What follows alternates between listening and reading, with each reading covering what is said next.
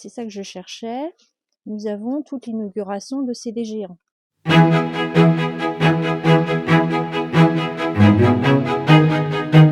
Coup de bol, mais je suis tombée dessus. Ici, on est dans un local où on conserve une grande partie d'un fonds qui comprend plus de 300 000 négatifs et diapositives. Toutes ces planches-là ne portent que sur l'inauguration de CDG1 avec le Concorde qui est derrière. C'est une photo qui a beaucoup été publiée, qui est souvent reproduite à la fois pour le Concorde, mais aussi pour l'inauguration de l'aérogare 1 de CDG1.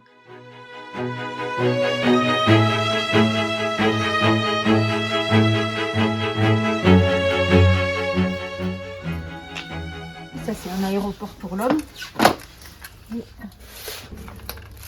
La ligne se présente une ligne comme ça. On a une numérisation fonctionnelle.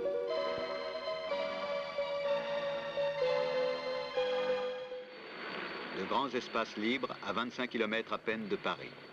C'était pour implanter un port aérien, une chance unique à saisir. Et c'est le mérite de quelques hommes que de l'avoir saisi. Devenu aéroport Charles de Gaulle, Roissy en France entre dans la première phase de son existence.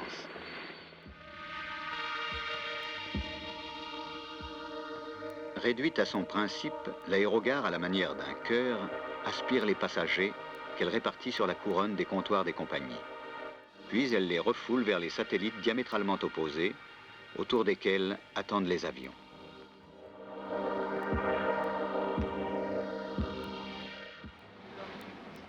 Prêt pour le voyage? Embarquement immédiat, satellite numéro 3. C'est important de conserver des documents qui nous semblent exceptionnels, de par leur intérêt historique ou de par leur intérêt artistique. Il est toujours important de connaître son passé pour pouvoir aussi travailler sur le présent ou l'avenir. Et puis parce que c'est la mémoire de tout un chacun aussi.